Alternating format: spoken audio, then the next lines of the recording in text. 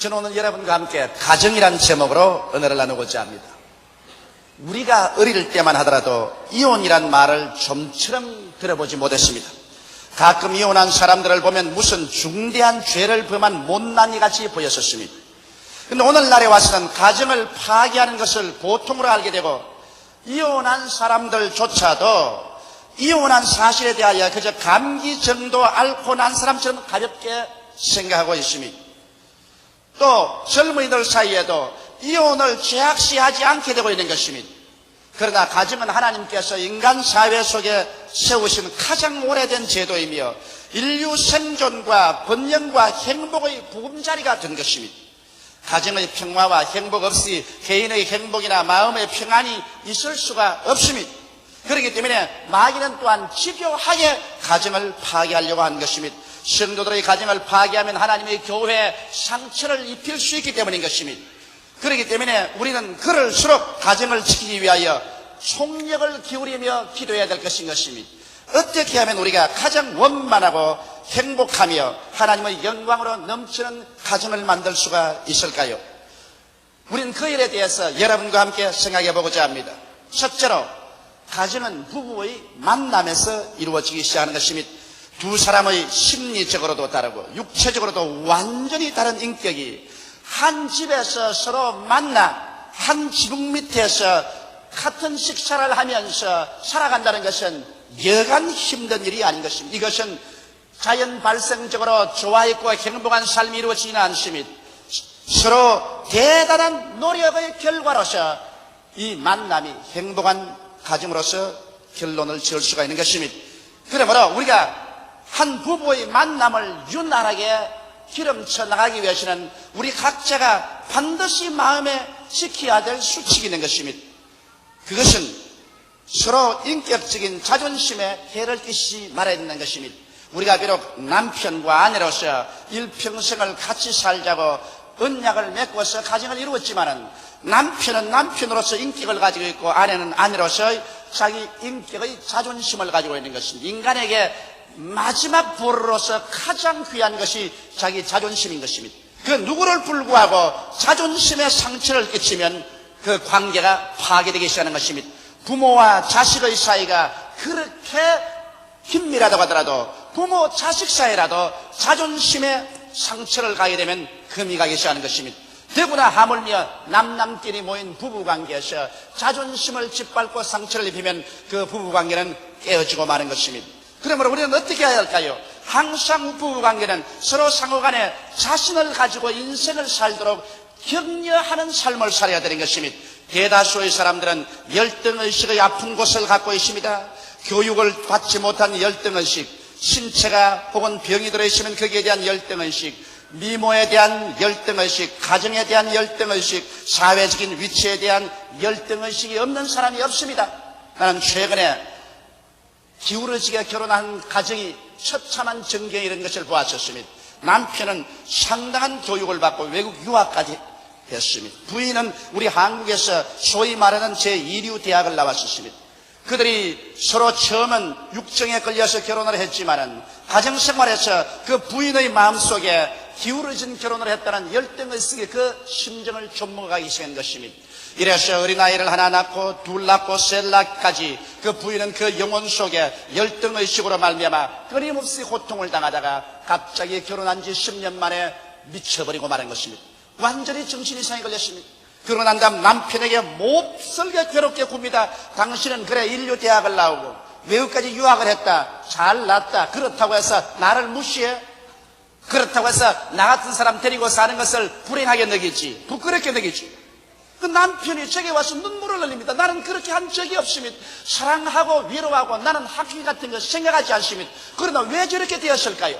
그것은 오랜 세월 동안 그 가슴 속에 열등의식을 가지고 있기 때문에 그런 것입니다. 그 열등의식이 폭발해버린 것입니다. 어떠한 사람이라도 그 마음속에 교육이나 신체나 미모나 가정이나 사회적 위치 중에 열등의식을 가지고 있는 것입니다. 이 열등의식에 손가락을 대어서 상처를 입히면 그는 인격에 거대한 상처를 입게 됩니다. 자존심이 상해지고 이렇게 되면 부부 사이에는 금이 가고 관계가 끊어져 버리고 마는 것입니다. 물론 결혼할 때 너무 기울어지는 결혼은 하지 말아야 되는 것입니다.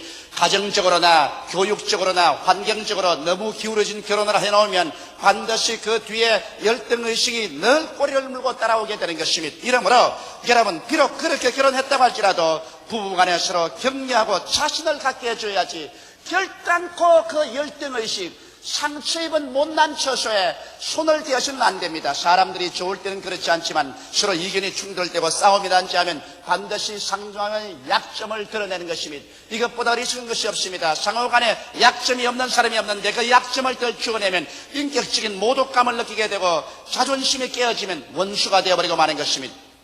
또다시 두 사람이 함께 같이 살기 위해서는 서로 깊은 관심을 가져줘야 되는 것입니다. 무시당한 감정이나 무관심하다는 느낌을 마음에 품게 되면 마음이 삐뚤어지게 되고 매사에 곡해하게 되는 것입니다. 사람이 소외당한다고 생각할 때 그 마음속에 우울한 인격이 되고 마는 것입니다. 그러므로 같이 한 가정에 살면은 원든 원치 않든 여러분 상호간에 무시를 하지 말아야 되는 것입니다. 서로 내가 무시하지 않았다고 할지라도 무시했다고 느낌을 느낄 만한 그런 징조를 보여주는 안 되는 것입니다. 이렇기 때문에 남편이 직장에서 돌아올 때라도 부인이 아무리 바쁜 일을 하다가도 빨리 나가서 여보 이제 오십니까? 아무리 중요한 전화를 받고 있더라도 전화 내놓고 남편에게 이제 오십니까 하고 우도처라도 바라 건다. 그것 10년 20년 살아가면서 무엇 때문에 그러는가? 그것은 남편에게 무시당한 감정을 주지 않기 위해 그런 것입니다. 사람은 항상 같이 살면서 나를 혹시 무시하지 않느냐, 나를 등하지 않느냐, 거기에 대한 날카로운 감정을 가지고 있는 것입니다. 만일 내가 무시당하고 있다, 내가 등한당하고 있다고 생각하면 그때로부터 마음이 우울해지고 마음이 곡해되고 삐뚤어지는 것입니다. 이렇기 때문에 절대로 상대방을 무시하거나 등한히 한다는 그런 감정이 일어나지 말게 되는 것입니다.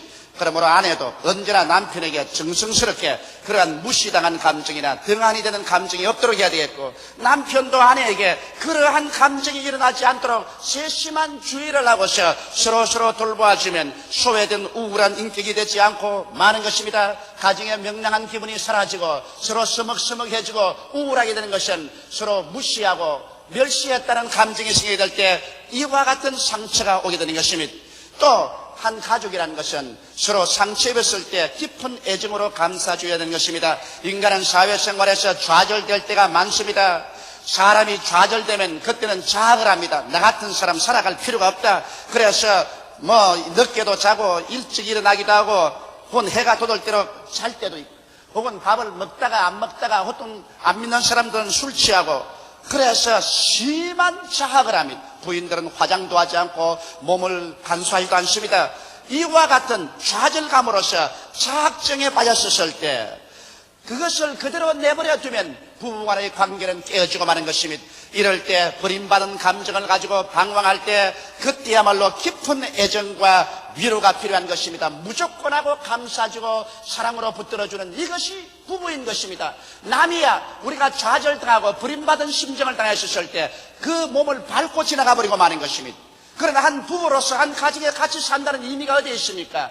우리가 좌절되고 낙심되고 버림받은 감정으로 좌학증에 빠져서 몸부림칠 때 그때 무한한 애정과 동정과 사랑으로 품어주는 이것이 부부관계가 아니겠습니까? 이와 같은 것이 있어야 부부의 만남이 성공하고 살아갈 수가 있는 것입니다. 한 가정이 성공 실패하는 것은 그 부부간에 얼마나 이런 일에 관해서 깊이 마음에 관심을 가지고서 애를 쓰느냐 안 쓰느냐에 달려있는 것입니다. 가정의 행복이라는 것은 절대로 우연이 되지 아니하는 것입니다. 그뿐 아니라 이제 상대방의 성격을 최대한도로 용납하는 것을 배워야 되는 것입니다. 수많은 가정이 성격 차이를 극복 못하고 파괴되는 것입니다. 성격은 순환은 되어도 근본적으로 변화는 안 됩니다. 일단 여러분 결혼했으면 이제는 성격이 어떻게 되었든 그 성격을 순환시켜서 살아야지, 그 성격 전체를 뿌리채 변화되기를 기대해서 저 사람의 성격을 내 구미에 맞도록 만들려고, 남편은 아내를 구박해서 내 성격에 맞도록 하려고, 아내는 남편에게 압력을 가해서 그 성격이 아내의 성격에 맞도록 하려고 애를 쓰는 것은 어리석은 일인 것입니다.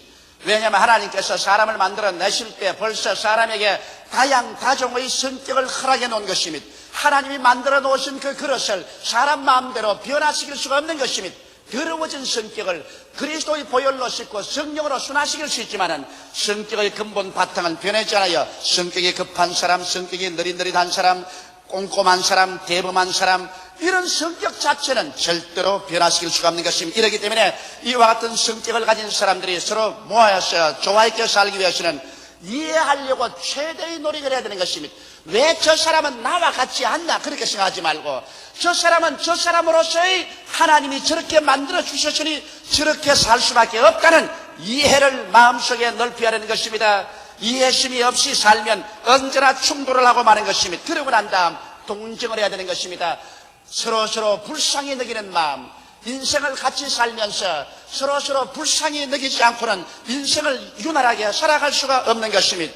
그러고 난 다음 남편이 아내의 성격에 맞지 않고 아내가 남편의 성격에 맞지 않더라도 이것을 결혼하고 살면은 자기의 십자가로 받아들여야 되는 것입니다.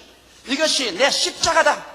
그러므로 내가 일단 결혼했으니 내 아내가 나의 십자가다, 남편이 나의 십자가다. 이 십자가는 벗으려고 하지 말고 매달려서 죽어야 할 십자가이기 때문에 십자가를 걸머쥐고 살아야 되는 것입니다. 인생을 여러분 100% 원만하게 만족해서 사는 사람은 없습니다. 그렇게 된다면 이 세상은 천당이 되고 말 것인 것입니다.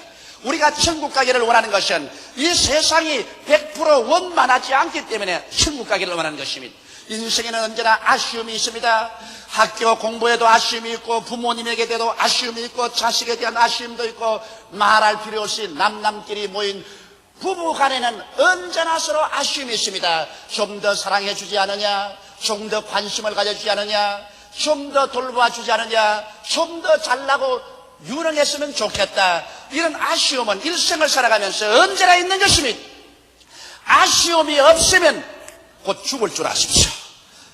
왜냐하면 부부간에 너무 아쉬움이 없이 찰싹 맞는 부부는 얼마 있지 않아야 그 중에 한 사람이 죽더라고요. 그러므로 서로 아쉬움이 좀 있는 것이 안 죽고 함께 살아갈 수 있는 소망이 있으니까 감사하게 생각해야 될 것인 것입니다.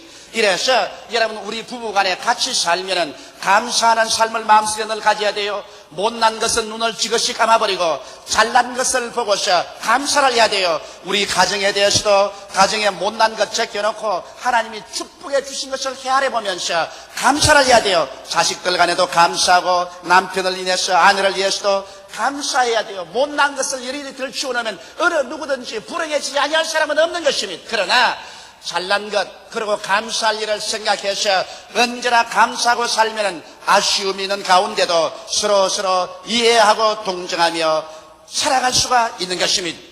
둘째로 여러분 우리가 인생을 살아갈 때 하나님께서 제시한 성경의 부부의 룰은 반드시 지켜야 하는 것입니다. 경기를 할 때도 아무리 한 팀이 경기를 따른다고 해도 룰을 어겨버리면 그 경기는 실패하고 마는 것입니다. 법을 따라 경기해야지 법을 버리고서 아무리 경기를 잘해봤자 그 경기는 무효가 되고 마는 것입니다. 가정도 그렇습니다. 남편이나 아내가 특출하게 잘나서 위대하다고 하더라도 하나님께서 내세워놓은 성경의 룰을 어기면 안 됩니다. 왜? 우주도 하나님이 지으셨고 가정도 하나님이 만드신 것입니다. 인생도 하나님이 지으신 것입니다. 룰은 하나님이 법칙을 세운 것입니다. 이 법대로 따라서 하면은 너희가 행복하겠다 했는데 이 하나님의 법을 우리가 문명이 발달되었다고 인권이 향상되었다고 해서 그 법을 짓밟아버리고 무시하고 나가려고 할 때 벌써 하나님에 대한 법의 어김으로 말미암아 축복에서 떨어져 나가게 되는 것입니다. 그러면 하나님의 법은 가정에 대해서 뭐라고 말씀하실까요? 성경은 말씀하기를 아내들이여 남편에게 복종하기를 주께 하다라. 굉장히 엄한 명령인 것입니다. 여러분 아내가 남편을 섬기는 것은 마치 예수 그리스도를 섬기는 것과 동등하게 섬기는 것입니다. 이것이 하나님께서 세워놓은 룰입니다. 어떠한 사람에게는 그건 남존 여비의 사상이다. 요사이 같이 과학이 발달되고 인권이 신장된 세계에서 누가 그런 소리를 하느냐. 그렇게 말하고 싶거든 자기 마음대로 하라고. 그러나 여러분 이 룰을 세우신 분은 하나님이시요 가정을 세우신 분도 하나님이신 것입니다. 하나님의 뜻을 어기고 난 다음 해를 주시고 비를 주시고 공기를 주시고 우리의 생명을 주신 하나님께 등을 돌리고 난 다음 행복한 인생이란 있을 수가 없는 것입니다. 이러기 때문에 여러분 아내들이 언제나 알아야 될 것은 남편에게 복종하기를 죽게 하라는 것을 잊지 말아야 되는 것입니다. 물론 아내는 아내로서의 하나님께서 돕는 배필로서의 지혜와 총명을 주셨기 때문에 언제나 뒤에서 남편에게 잘 말로서 지혜를 나누고 지식을 나누고 판단력을 줄 수가 있습니다.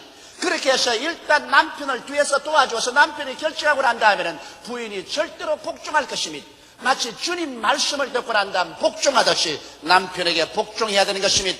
마치 성경은 남편이 아내의 머리됨이 그리스도께서 교회의 머리됨과 같다 했으니 신체가 머리를 순종하지 않으면 중풍병 환자가 되어버리고 마는 것입니다. 이와 같이 오늘날 중풍병 환자가 된 집이 많아요. 가정이 쩔뚝발이가 돼서 이런 가정들이 얼마나 많은지 몰라요. 이렇게. 그럼 왜냐? 하나님의 법을 어겨서 머리 되는 남편을 제껴버리고 부인이 앞섰기 때문인 것입니다. 아무리 여러분 한 가정에서 부인이 남편보다 탁월하게 머리도 좋고 판단력도 잘났다고 할지라도 룰은 룰입니다. 법은 어길 수가 없어요. 지가 아무리 장거리 잘 뛴다고 해서 마라손을 하는데 여기에서 부산으로 뛰는데 나는 부산으로 안 뛰고 평양으로 뛰겠다고 뛰어버리면 평양에 가서 포로로 잡히는 것밖에 아무것도 없습니다. 이러므로 부인이 아무리 잘났을지라도 한 가정의 룰은 룰입니다. 남편이 못난 남편도 그 가정의 머리입니다. 잘났으면 뒤에서 운전을 잘해주면 돼요.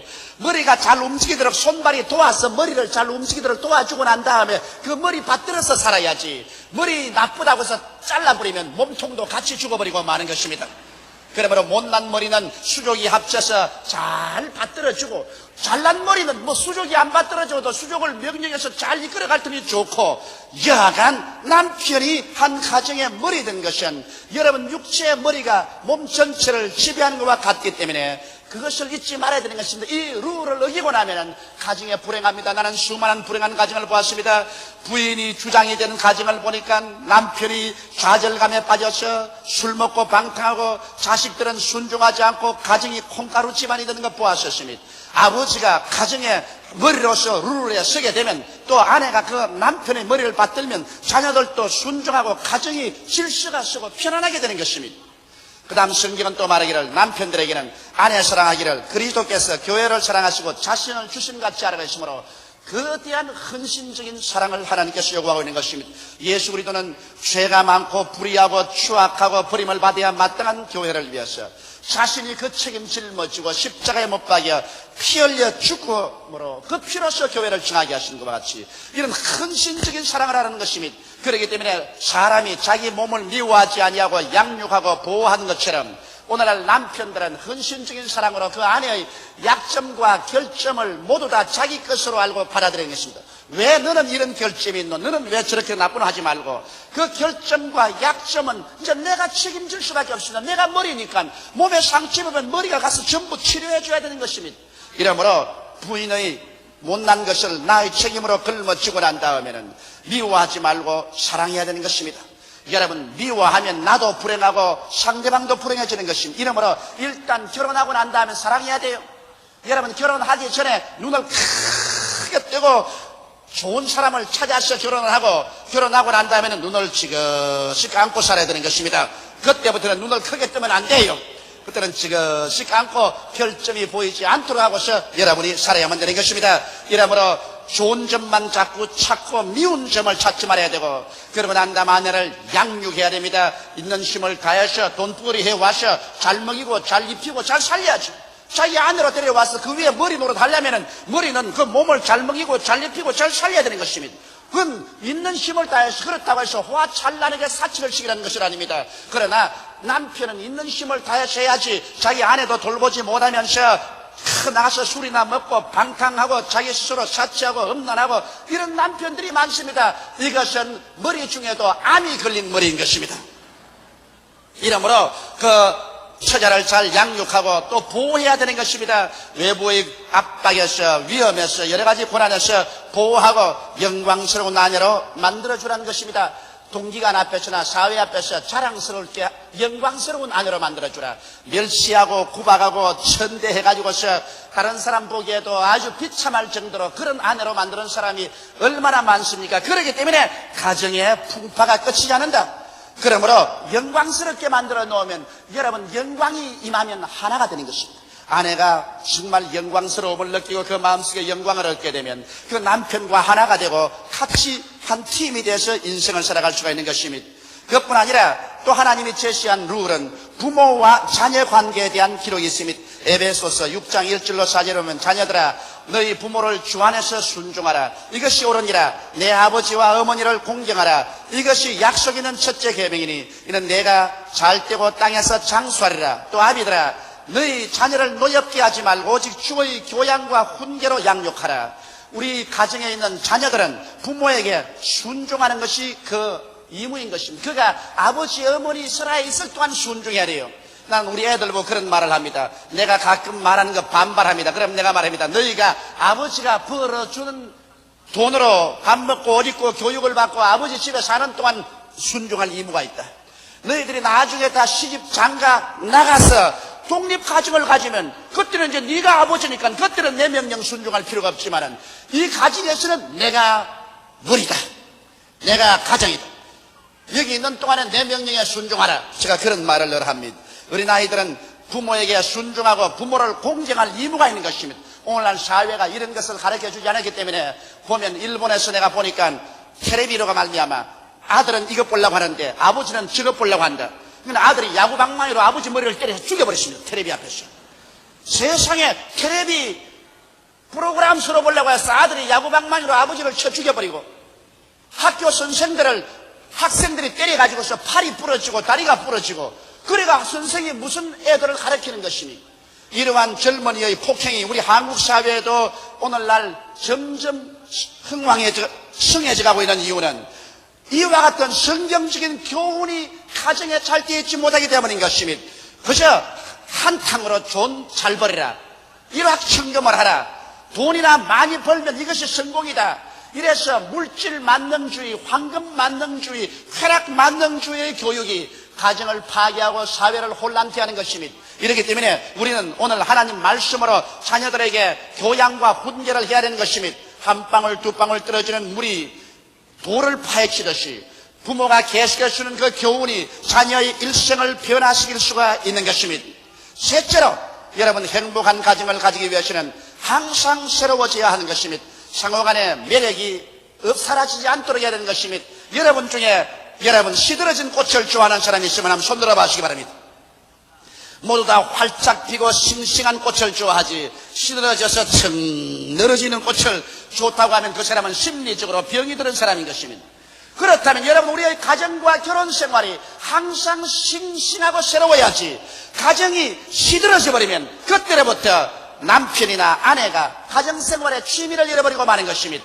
나는 어떤 한 부인이 호소하는 것을 보았습니다. 그들은 오랜 세월 동안 연애를 해서 결혼했는데 이제 결혼한 지 3년 만에 남편이 이혼하자고 한다는 것입니다. 아무런 이유도 없는데 너무 충격을 받아서 어찌할 바를 모르겠다고 왜 이러냐고 그랬습니다. 그래서 나는 그게 이런 대답을 했습니다. 자매님, 반드시 사람이 결혼하고 난 다음에는 권태기가 다가온다. 처음에는 육정으로서 서로 끌려서 결혼하면 그 다음에는 인정이 생겨야 되고 인정이 지나고 나면은 그 다음에 나이가 늙으면 동정으로 살아야 된다. 육정이 지나면 인정이 오고 인정이 지나면 동정이 오는데 이제는 육정은 끝나고 한 3년 살았으니 인정으로 살아야 되는데 당신이 환경을 새롭게 해야 된다. 환경을 새롭지 않고 결혼하고 이미 호직에 넣었으니 이대로 있어도 되겠지 하고 생각하면 권태가 다가와서 문제가 생긴다. 그리고 남자가 권태가 생겼으니 이혼하자는 것은 보통 세상 남자들이 다반사로 한 번씩 다 말해보는 것이기 때문에 그것은 너무 염려하지 마라. 그러나 당신이 해야 될 것은 당신의 가정이 늘 청신하게 새롭게 만들어야 된다. 그러기 위해서 어떻게 할 것이냐? 영적으로 시들지 말아야 되는 것입니다. 이제는 예수 잘 안 믿어 좋다. 주일 안 가도 좋고 성경도 안 읽고 하나님께 신령한 생활도 안 해도 좋다. 신앙이 타락하면 벌써 신앙적으로 시들어지고 그러고 권태가 들어옵니다. 이러므로 더 열심히 내어서 교회도 출석하고 성경도 읽고 구역 예배도 출석하고 그리고 영적으로 성신해서 언제나 가정에 하나님의 성령의 분위기가 충만하여 믿음, 소망, 사랑이 넘치고 사랑과 희락과 화평과 오래 참음과 자비와 양성과 충성과 온유와 절제가 넘쳐야 된다.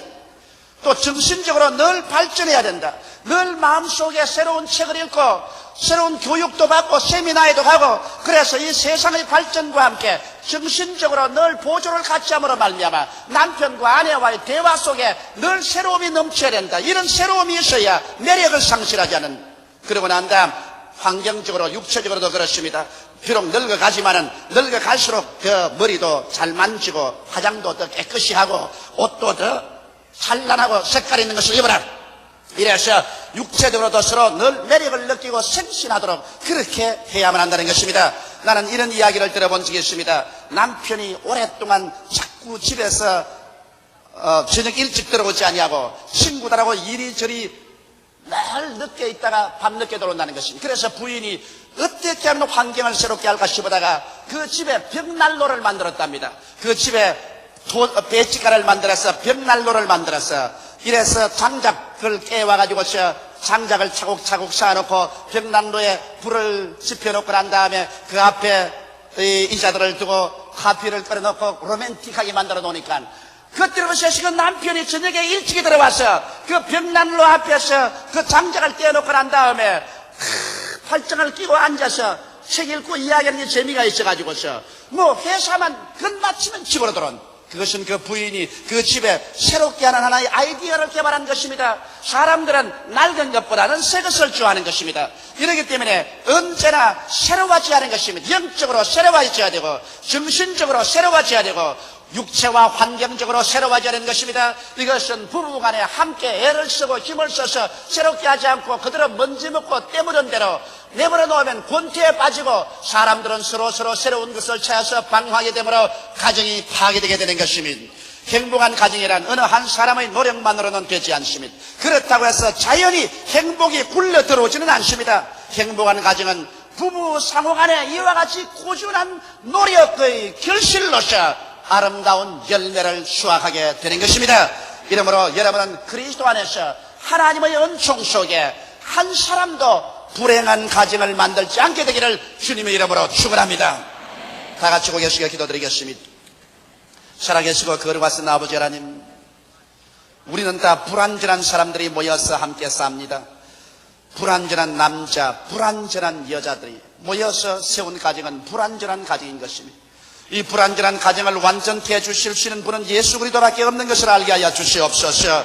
하나의 혼인잔치에 와서 포도주가 떨어졌을 때 물을 변하여 포도주로 만들어서 불완전한 결혼식이 완전한 결혼식이 되도록 해주신 것은 예수님이시옵나이다. 오늘날 또 예수님께서 우리의 가정에 들어오셔서 우리 불완전한 가정을 완전하게 만들어 주시옵소서. 하나님 아버지, 우리 부부가 서로 마음의 결심을 하고 애를 쓰고 힘을 써서 좋은 가정을 만들어 나가도록 노력할 때 가정에서 아름다운 행복의 꽃이 핀다는 것을 우리가 명심하게 도와주시옵소서. 예수님 이름 받들어 기도드리옵나이다. 아멘. 오늘 이 시간에서는 여러분과 함께 하나님의 나라라는 제목으로 은혜를 나누고자 합니다. 26년의 목회 생활을 통해서 제가 모시고 있던 수많은 사람들이 천국으로 가셨습니다. 최근에도 제가 푹 아끼던 몇몇 분이 호련히 하나님 나라로 훌쩍 들어가 버리고 말하셨습니다. 저는 장례식에 가서 그들의 몸이 담긴 관을 보았고 관 위에 세워놓은 그들의 사진도 보았었습니다. 그러나 그들은 그곳에 있지 않았었습니다. 그들이 살았던 옛집이던 몸만 텅 빈 관 속에 누워있을 뿐 그들의 참모습은 온데간데 이 지상에선 찾아볼 수가 없고 하나님이 예비한 하늘나라로 떠나가 버리고 말았던 것입니다. 여러분, 그러면 하늘나라는 반드시 우리가 죽어야만 가는 곳일까요? 반드시 그렇지는 않은 것입니다. 물론 예수님이 재림할 때는 하나님의 나라가 본격적으로 이 세상에 임하시게 되실 것입니다. 그러면 우리가 죽어서 가지 않고 예수 그리스도께서 재림할 때 본격적으로 나타나지 아니하면 하늘나라는 이 땅에 사는 동안에 체험해 볼 수 없을까요? 그렇지 않습니다.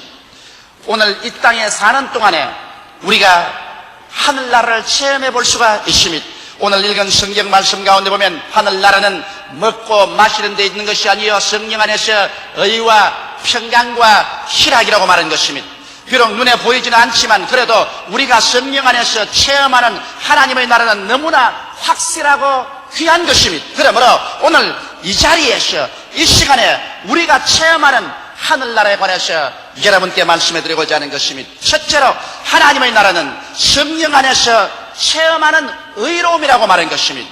이 세상에 우리가 체험하는 의로움은 두 가지 종류가 있는 것입니다. 그 먼저 것은 인간의 행위로서 오는 윤리적, 도덕적인 행위의 의로움인 것입니다.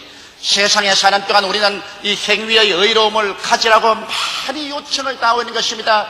우리는 국민학교, 중학교, 고등학교, 대학교 수신 시간에 윤리적, 도덕적인 인간이 되라는 교훈을 받습니다. 또 세상의 많은 종교단체로부터 우리는 의롭게 살아야 되고 윤리와 도덕을 지키며 살라는 그러한 교훈을 받고 있는 것입니다. 그러나 우리가 살아오면서 아무리 애를 쓰고 힘을 써도 안 되는 것이 인간의 행위로서 윤리적, 도덕적으로 의로운 삶을 살 수 있는 것입니다. 여러분, 그렇기 때문에 성경은 갈라디아서 2장 16절에 말씀하기를 율법 행위로서는 의롭다함을 얻을 육체가 없다고 말한 것입니다. 인간의 육체의 힘으로 애를 쓰고 힘을 쓰면 쓸수록 우리는 자꾸 죄를 지은 자기 자신밖에는 발견하는 것이 없게 되는 것입니다. 이렇기 때문에 갈라디아서 3장 10절에도 무릇 율법 행위에 속한 자들은 저주 아래 있나니 기록된 바 누구든지 율법책에 기록된 대로 온갖 일을 항상 행하지 아니하는 자는 저주 아래 있는 자라 하였음이라고 말한 것입니다.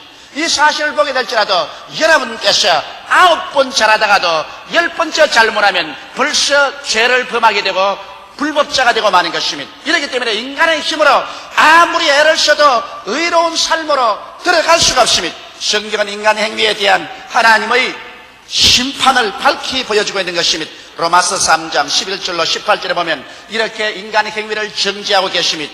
깨닫는 자도 없고 하나님을 찾는 자도 없고 다 치우쳐 한 가지로 무익하게 되고 선을 행하는 자는 없나니 하나도 없더라. 저희 목구멍은 열린 무덤이요 그 혀로는 속임을 베풀며 그 입술에는 독사의 독이 있고 그 입에는 저주와 악독이 가득하고 그 발은 피 흘리는 데 빠른지라 파멸과 고성이 그 길에 있어 평강의 길을 알지 못하였고 저희 눈앞에 하나님을 두려워함이 없느니라 함과 같으니라. 이것이 오늘날 인간의 실상인 것입니다. 어느 누구를 불구하고 타락한 아담의 후에 치고 윤리와 도덕적으로 완전히 의롭다함을 입을 육체는 전혀 없는 것입니다. 그렇기 때문에 인간은 윤리와 도덕적인 면으로 보게 될 때는 절망적인 존재인 것입니다. 여러분과 제가 하나님 앞에 서서 심판을 받아 지옥불에 떨어지지 않은 사람이 한 사람도 없는 것입니다. 그럼에도 불구하고 여기 하나님께서 우리에게 또 다른 구원받을 길을 주셨습니다. 의로운 길을 주셨습니다. 바로 천국을 체험할 수 있는 의의 길을 주셨습니다. 그 의의 길이란 그리스도를 믿음으로 얻는 의인 것입니다. 여러분, 의로움이란 뭘까요? 의로움이란 죄를 한 번도 안 지은 사람이 의인인 것입니다. 또 의로움이란 것은 하나님 앞에 조금도 부끄러움 없이 정죄감을 느끼지 않고 가슴을 활짝 펴고 설 수 있는 자격이 바로 의로움이라는 것입니다. 이와 같은 자격은 인간의 힘과 능으로는 이루갈 수가 없는 것입니다. 그렇기 때문에 천한 인간에게 아무도 인간 자격으로 의롭다함을 입고 살아갈 힘을 주신 적이 없습니다. 인간은 타락해서 철저히 부패해버리고 말았기 때문에 자기 힘으로는 모두 다 넘실거리는 불의 혀가 우리를 감싸는 지옥으로 떨어질 수밖에 없는 것입니다. 그러나 여러분, 하나님께서는 우리 힘으로 구원받을 수 없는 것을 알았기 때문에 우리 주 나사렛 예수 그리스도를 보내셔서 예수에게 우리의 과거와 현재와 미래의 죄를 다 덮어 씌워 책임지어서 예수님을 심판하심으로 말미암아 그리스도의 몸을 찢고 피를 흘리고 죽으신 그 공로를 통해서 여러분과 나의 죄를 완전히 다 도말시켜버려 주시옵시고 일생에 죄를 한 번도 안 지은 것처럼 하나님께서 청산해버리시고 하나님 앞에 부끄럼 없이 설 수 있는 자격을 나사렛 예수 그리스도를 통해서 주신 것입니다. 이러므로 성경은 로마서 3장 21절로 24절에 그에 대해서 이와 같이 말하셨습니다. 이제는 율법 외에 하나님의 한 의가 나타나셨으니 율법과 선지자들에게 증거를 받은 것이라. 곧 예수 그리스도를 믿음으로 말미암아 모든 믿는 자에게 미치는 하나님의 의인이 차별이 없느니라. 모든 사람이 죄를 범하였으니 하나님의 영광에 이르지 못하더니 그리스도 예수 안에 있는 구속으로 말미암아 하나님의 은혜로 값없이 이롭다함을 얻은 자 되었느니라. 그러므로 오늘 여러분은 모두 다 죄를 지었음에도 불구하고 못났음에도 불구하고 버림을 받아야 마땅함에도 불구하고 죄 있는 그대로 못난 그대로지만은 나사렛 예수 앞에 나와서 우리의 죄를 고백하고 예수님을 구주로 모실 때 그 몸짓고 피 흘리고 죽으신 그리스도의 공로로 말미암아 여러분과 나는 죄사함을 받고 의롭다 한 이름을 얻게 되는 것입니다. 한 번도 죄를 짓지 않은 것처럼 하나님이 취급해 주십니다. 하나님 앞에 설 때 마음속에 정죄감이 전혀 없이 부끄럼 없이 설 수 있도록 예수 그리스도의 피가 우리의 죄를 맑게 씻어서 흔적도 없게 하시고 예수 그리스도의 의로움으로 우리를 덮어주시기 때문에 우리는 그리스도의 의로 말미암아 이제 하나님 앞에 설 수 있는 것입니다. 여러분, 그리스도의 의는 우리의 생활 가운데 놀라운 효과를 발생합니다. 왜냐하면 그리스도의 의를 받으면 여러분과 하나님 사이에 화평이 이루어지는 것입니다. 하늘과 땅과 세계와 그 가운데 모든 것을 지으시고 인간의 생사화복을 주장하는 하나님과 등져서 사는 인생이 어찌 행복하겠으며 그들의 미래가 어떻게 절망적이 아니겠습니까? 그러나 우리가 하나님과 화평을 이룰 도리가 없습니다. 왜냐하면 죄의 삭은 사망이요 심판을 받을 수밖에 없기 때문에 의로운 하나님 앞에 우리는 사망 선고를 받은 사람입니다. 그러나 예수 그리스도를 믿어서 용서와 의를 선물로 받자 하나님과 화목하게 된 것입니다. 로마서 5장 1절에 그러므로 우리가 믿음으로 의롭다 하심을 얻었은즉 우리 주 예수 그리스도로 말미암아 하나님으로 더불어 화평을 누리자. 예수로 말미암아 쫓겨났던 우리들이 이제는 아버지 집으로 돌아오게 되었고 아버지께서 예수 그리스도를 힘입어오는 우리들을 과거를 논하지 않고 초청해서 아버지의 품에 품어주게 된 것입니다. 여러분, 오늘 이 시간에 아버지의 품에 안길 수가 있습니다. 여러분은 하나님의 사랑을 받을 수 있습니다. 하나님 집에 환영받아 들어갈 수 있습니다. 이제는 더 행인과 나그네 길을 걸을 필요가 없습니다. 방랑의 세월에 찢기고 피곤하고 절망 상태에서 헐벗고 굶주리며 눈물로 세월을 지낼 필요가 없는 것입니다. 왜? 여러분과 나는 이제 아버지 집으로 돌아갈 수가 있게 된 것입니다. 이것이 바로 의의 공효인 것입니다. 예수를 믿고 의롭게 되면 천지를 지으신 저 하나님께서 내 아버지가 되십니다. 저 하늘의 해와 달과 별들을 지으시고 이 세상 모든 삼다만상을 지으신 그 하나님이 내 아버지요 여러분의 하나님이요 여러분의 아버지가 되시는 것입니다. 이러므로 이 하나님의 품에 안기자 성령께서 우리에게 오심으로 우리가 거룩함의 열매를 맺습니다. 이제는 생각함이 거룩해지고 마음에 거룩하게 살고 싶은 욕망이 생겨납니다. 말이 거룩해지고 행위가 거룩해지기 시작하는 것입니다. 그뿐 아니라 아버지 집에 들어가서 이제 예수 그리스도의 열매를 맛볼 수가 있습니다. 우리가 예수 그리스도 안에서 의롭다면 이것뿐 아니라 아버지와 화목을 얻자 하나님의 치료의 능력이 우리에게 쏟아져오는 것입니다. 나는 너희 병을 치료하는 여호와라고 하신 우리 하나님 아버지께서 여러분과 나를 받아주심으로 말미암아 여러분과 나는 의의 결과로서 의의 열매인 용서뿐 아니라 우리는 치료를 받을 수가 있는 것입니다. 의의 열매의 결과로서 우리는 사탄에서 해방을 얻을 수 있으며 의의 열매의 결과로서 여러분과 나는 저주와 절망에서 벗어나서 아브라함의 축복에 참여할 수 있게 되는 것입니다.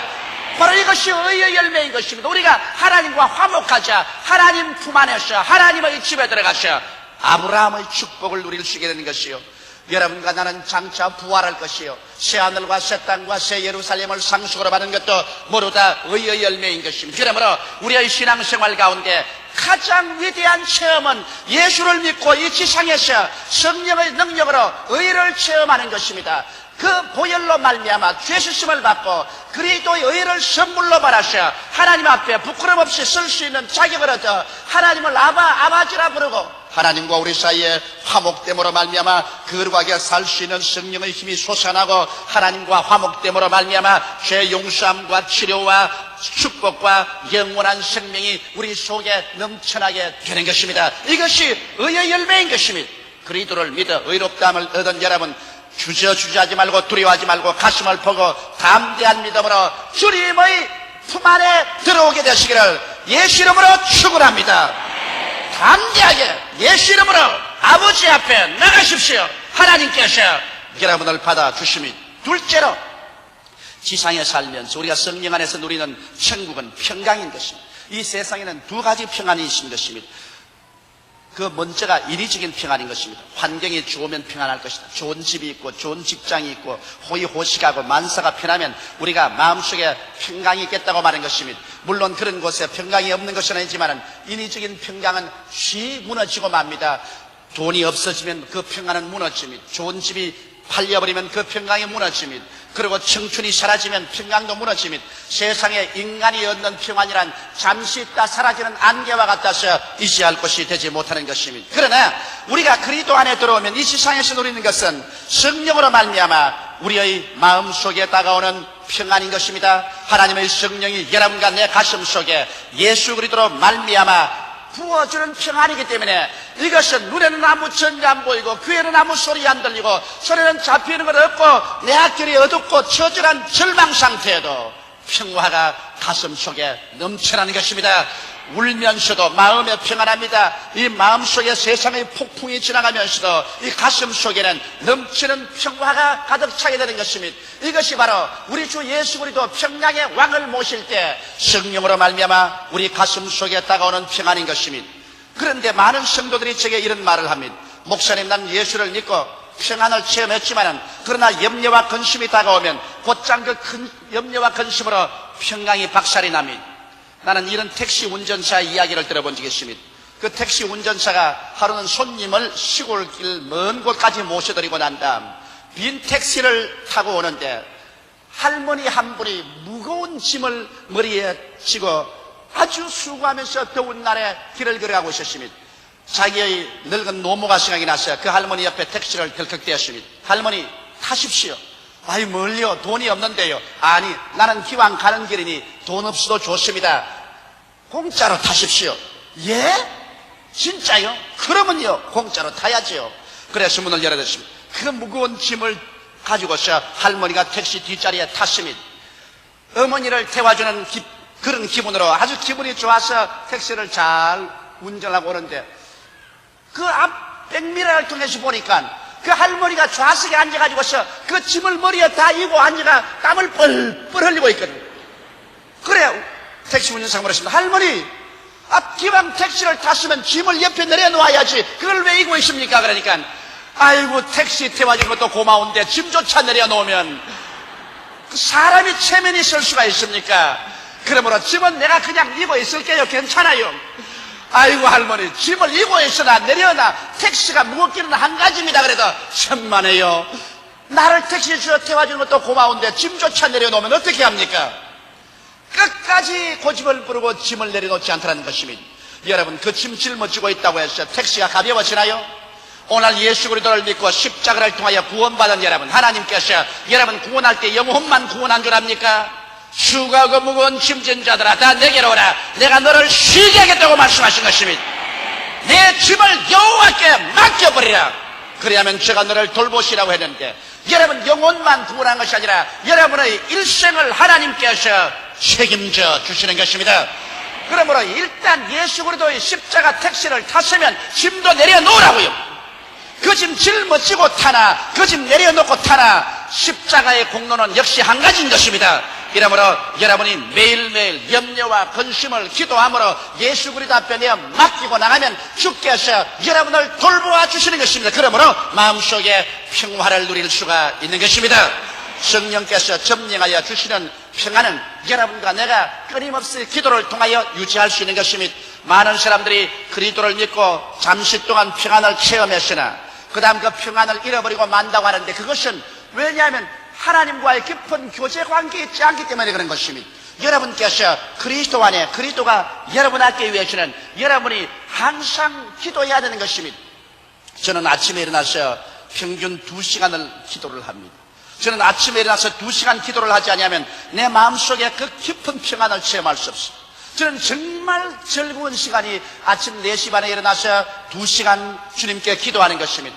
마음이 얼마나 찌푸르고 괴로운 일이 있더라도 주님께 나와서 내가 그것을 다 고하고 기도하고 또 기도하고, 기도가 1시간 지나고 나면 마음에 그렇게 달콤할 수가 없습니다. 내 기도하는 1시간, 그때가 가장 즐겁다. 그래서 즐거움으로 깊은 기도를 하고 나면은 마음속에 평화가 강물처럼 출렁입니다. 그 마음의 평화를 체험하고 난 다음에 제가 교회에 오면 교회에 여러 가지 고통당하고 괴로움 당하고 슬픔을 당하고 문제를 가진 사람이 와서 제게 도움을 청할 때 내 마음속에 그 넘치는 평화가 있기 때문에 저는 즐겁게 그들을 돌봐줄 수 있고 기도할 수 있고 짐을 같이 질 수 있는 마음의 여유가 생겨나게 되는 것입니다. 이렇기 때문에 대다수의 사람이 오늘날 평화를 누리지 못하는 이유는 기도하지 않기 때문에, 하나님 말씀을 읽고 묵상하지 않기 때문에 그 평화를 놓치는 것입니다. 여러분께서 더 많은 시간을 내어서 기도하고 여러분께서 더 많이 말씀을 묵상하면 이 지상에 사는 동안 하나님의 성령으로 말미암아 여러분 마음속에 평화가 넘치게 되는 것입니다. 그럼 여러분 제게 이런 말할 사람이 있을 것입니다. 목사님은 내 처지에 안 놓여니 그렇지 한번 내 처지에 당해보십시오. 빚쟁이는 와서 빚내라고 야단 법석이고 생활길은 막연하고 또 가족은 병들어 있고 이런 데서 평화가 있을 수가 있습니까? 그러면 여러분 우리 스데반을 보십시오. 스데반은 예수 그리스도의 복음을 전가하다가 유대인들에게 잡혀서 끌려나가 돌로 쳐서 죽임을 당합니다. 그는 죄 지은 적이 없습니다. 사람들에게 그리스도를 전한 그 죄밖에 없습니다. 그럼에도 불구하고 유대인들은 이를 갈면서 그를 죽이라고 하고 돌을 내어 던집니다. 돌이 와서 그의 가슴을 치고 팔을 치고 머리를 치고 팔의 뼈가 부러지고 갈비뼈가 부러지고 다리의 뼈가 부러집니다. 그러면서도 성경은 말하기를 스데반이 고개를 들어 하늘을 쳐다보는데 그 얼굴이 천사와 같더라고 말한 것입니다.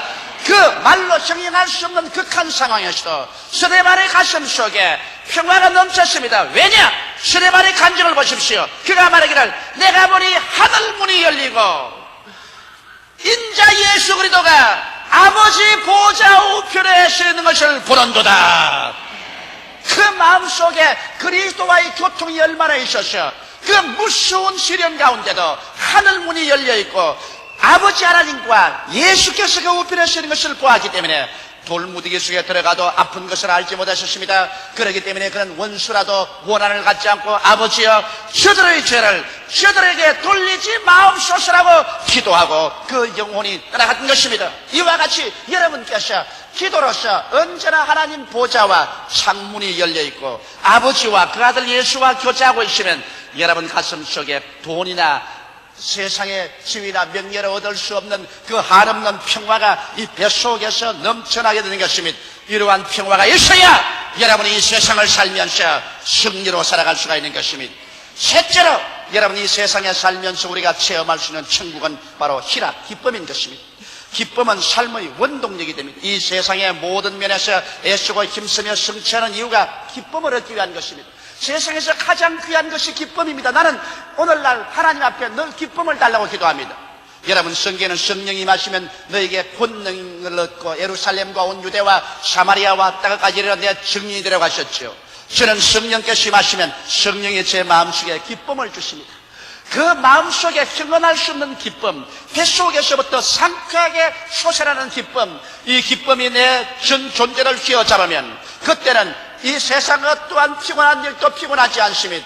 여러분 좋아서 하는 일은 아무리 해도 불평이나 짜증이 나지 않고 지칠 줄 모릅니다. 그러나 싫어서 하는 일은 이를 시켜놓은 불평과 원망과 탄식을 하는 것입니다. 이렇기 때문에 기쁨이라는 것은 인생을 살아가는 데 있어서 모든 역경을 물리치고 위대한 창조적인 삶을 살아갈 수 있는 근원이 되는 것입니다. 성경 느헤미야서에 보면 느헤미야가 격려해서 말하셨습니다. 느헤미야 8장 10절에 느헤미야가 또 이러기를 너희는 가서 살찐 것을 먹고 단 것을 마시되 예비치 못한 자에게는 너희가 나누어 주라. 이날은 우리 주의 성일이니 근심하지 말라. 여호와를 기뻐하는 것이 너희 힘이니라 하시니라. 할렐루야. 이러므로 많은 사람들이 저희들에게 묻습니다. 왜 여의도 순복음교회 성도들은 주일도 7분이나 모이고 수요일 날 또 2부로 모이고 금요일 날 7회에 모이고 기도문에도 길을 쓰고 올라가고 그러고 구역 예배도 모이고 구역장 조작 단합회에도 모이고 어떻게 해서 그러냐? 이유가 있습니다. 우리는 성령으로 충만함을 받았기 때문에 하나님의 기쁨이 마음속에 넘치므로 주를 위해서 어떤 수고를 해도 지치지가 않은 것입니다. 기쁨이 없으면 지쳐버리고 말지만 기쁨이 있으면 어떤 일을 해도 밤이나 낮이나 뛰어도 조금도 피곤하지가 않습니다. 사람이 마음속에 기쁨만 빼앗아버리면 사람은 아무것도 할 수가 없는 것입니다. 그러면 그 기쁨이 어디에 있을까요? 하나님의 나라는 기쁨이 그 속성입니다. 시편 16편 11절에 보면 주께서 생명의 길로 내게 보이시니 주의 앞에는 기쁨이 충만하고 주의 우편에는 영원한 즐거움이 있나이다. 주님 앞에는 기쁨이 있고 주의 우편에는 영원한 즐거움이 있다. 그러므로 주님 같이 계시면 기쁨이 있고 즐거움이 있을 수밖에 없어요. 그러므로 우리가 많이 기도하고 우리가 말씀 묵상하고 주님과 같이 해서 성령 충만하면 앞에 가도 기쁨이요 옆에 가도 즐거움인 것입니다. 예수 믿는 사람이 기쁨과 즐거움을 잃어버리면 그 사람 시험에 든 사람인 것입니다. 사람들은 저보고 말해요. 당신은 어떻게 그 무거운 짐을 맡아서 목회를 합니까? 40만 성도를 돌보고 계속해서 해외 선교하고 지치고 피곤하지 않습니까? 인간적으로 말하면 지치고 피곤하지요. 이런다고 해서 무슨 인간적인 세상으로 돈을 모으는 것도 아니고 무슨 지위나 명예를 얻기 위해 사는 것도 아닌 것입니다. 그러나 왜 하느냐? 주의 일을 하면 할수록 성령이 충만하면 주의 앞에는 기쁨이 충만하고 주의 우편에는 영원한 즐거움이 있어 주님 일을 하면 할수록 자꾸 기쁘고 즐거우니까 지친 줄 모르고 뛰게 되는 것입니다. 기쁘고 즐거운데 안 할 리가 없는 것입니다. 안 기쁘고 안 즐거우면 하라고 해도 안 하는 것입니다. 이러므로 그리스도 안에서는 기쁨과 즐거움이 충만합니다. 요한복음 15장 11절에 예수께서 말씀하기를 내가 이것을 너희에게 이르면 내 기쁨이 너희 안에 있어 너희 기쁨을 충만케 하려 함이라고 말하는 것입니다. 예수께서도 우리에게 그리스도의 기쁨으로 채워주겠다고 말한 것입니다. 저는 그러므로 오늘 기쁨을 얻는 길에 관해서 여러분에게 말씀해 드리겠습니다. 기쁨을 얻으려면 여러분 계명을 지키십시오. 요한복음 15장 10절에 내가 아버지의 계명을 지켜 그의 사랑 안에 거하는 것 같이 너희도 내 계명을 지키면 내 사랑 안에 거하리라. 우리가 계명을 지키고 하나님 사랑 안에 거하면 하나님이 계신데 기쁨이 충만해요. 그러면 내가 어떻게 계명을 지켜요? 요한복음 15장 12절에 내 계명은 곧 내가 너희를 사랑한 것 같이 너희도 서로 사랑하라는 이것이니라. 우리가 서로 사랑하지 아니하면 절대로 기쁨은 없습니다. 기쁨 있는 신자, 사랑하는 신자, 사랑하는 신자, 기쁨 있는 신자, 기뻐하지 않은 신자, 사랑이 식어진 신자인 것입니다.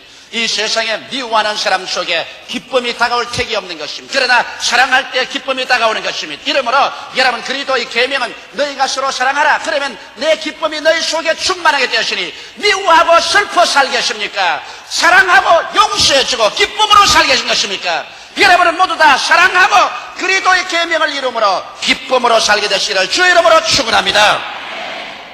여러분 그 다음에는 죄를 회개해야 기쁨이 다가오는 것입니다. 만일 우리가 우리 죄를 자백하면 저는 미쁘시고 이로우사 우리 죄를 사하시며 모든 불의에서 우리를 깨끗게 하려 하는데 죄가 하나님과 우리 사이를 막으면 그만 먹장구름 같아서 기쁨의 태양빛이 비추지 않습니다. 이러므로 우리는 매일같이 죄를 회개하고 하나님이 우리에게 임재하는 것을 못 맡게 해야 될 것인 것입니다. 그리고 우리는 성령 충만함을 바라야 되는 것입니다. 성령은 하나님의 영이요 그리스도의 영인데 하나님 앞에는 기쁨이 충만하고 그 이웃편에는 즐거움이 넘치는데 성령이 충만하면 기쁨이 안 다가올 수가 없는 것입니다.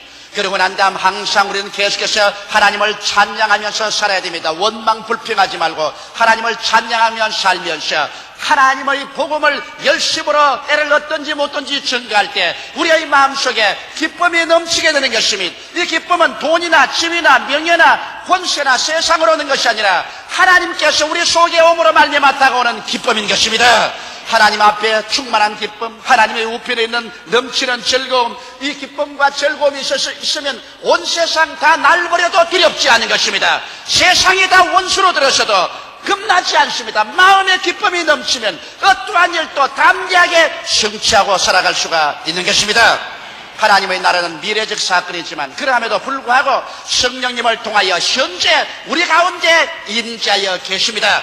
눈에 보이지 않게 내리는 밤이슬처럼 우리 마음속에 성령은 의로움을 갖다 주는 것입니다. 성령은 평안을 갖다 주는 것입니다. 성령은 그리스도를 통해서 기쁨을 갖다 주는 것입니다. 그러므로 천국은 구말리 장천에 있는 것이 아니라 지금 이 자리에 나사렛 예수 그리스도 이름으로 성령의 능력으로 의와 평안과 희락으로 채워져서 천국을 맛볼 수가 있는 것입니다.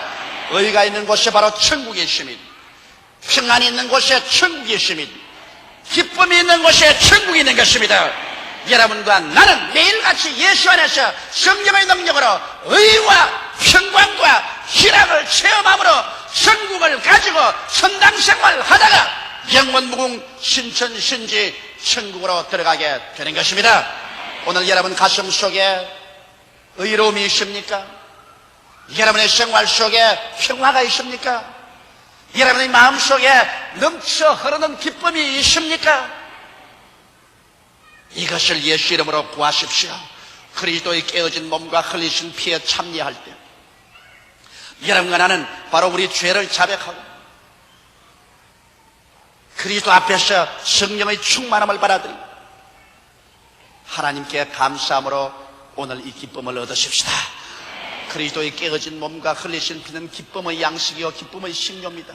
예수 그리스도를 먹고 마시고 내가 너 안에 너가 내 안에 있으면 나의 기쁨을 내게 주노라. 성찬을 통해서 넘치는 기쁨을 받아 우리 나가서 큰 사랑으로 내 가족을 사랑하고 이웃을 사랑하고 그리고 큰 기쁨으로 이웃 사람에게 예수 그리스도의 복음을 전가하고 나의 먹을 것과 입을 것과 있을 것을 서로 나누면서 살아갈 때 그것이 복음의 역사인 것입니다. 오늘 이 시간에 예수 그리스도로 말미암아 이 땅에서 천국을 누리는 그 사람들이 장차 영원한 천국에도 들어갈 수 있게 되는 것입니다. 다 같이 고개 숙여 기도드리겠습니다.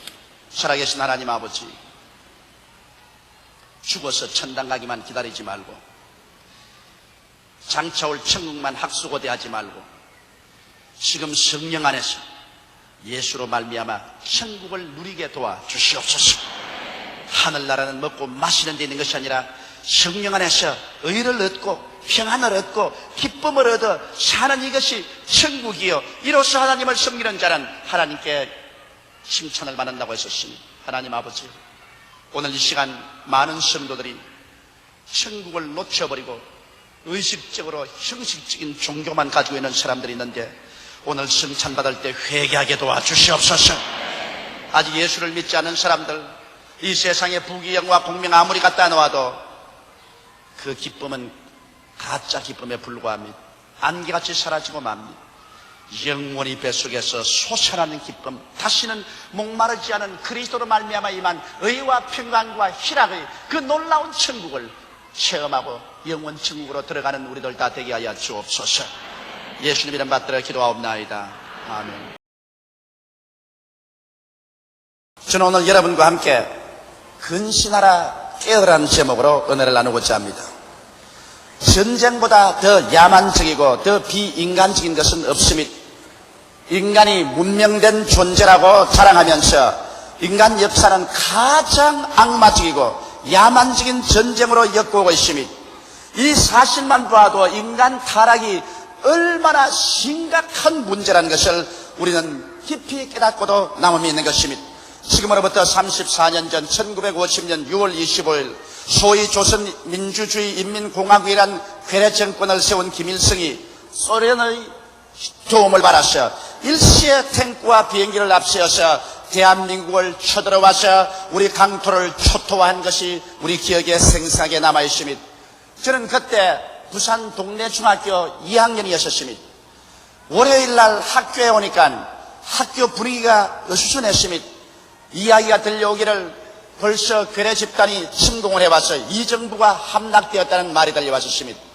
그러자 학교에서는 우리들을 다 모아놓고 부산하게 학교가 무기 휴학을 하게 되었다고 말을 했었습니다. 그러고 난 다음 곧장 우리 학교는 군인들이 와서 점령을 하고 그리고 간부 후보생 훈련소로 변화되고 말았었습니다. 그때부터 시작해서 부산으로 내려오는 열차는 지붕까지 입추의 여지 없이 피난민들로 그렇게 꽉 들어 찰 수가 없습니다.